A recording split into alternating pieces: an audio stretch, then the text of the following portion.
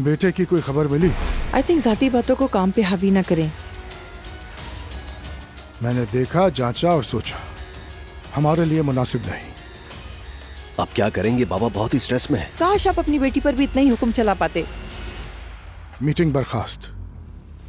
Meeting में ऐसी बातों की बिल्कुल जरूरत नहीं थी। मेरे पास तुम्हारे लिए एक सरप्राइज है। हम जापान जा रहे हैं।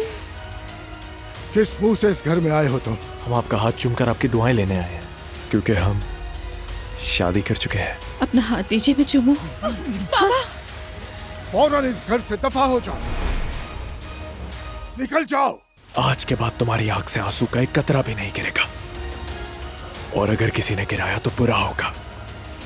आज मुझसे एक बहुत ही खास मेहमान मिलने आ रहा है, तो उनके आने से पहले मुझे तैयार होना है। ईश्वर अपना फोन भूल गई। मिस किया मुझे? हाँ, बहुत।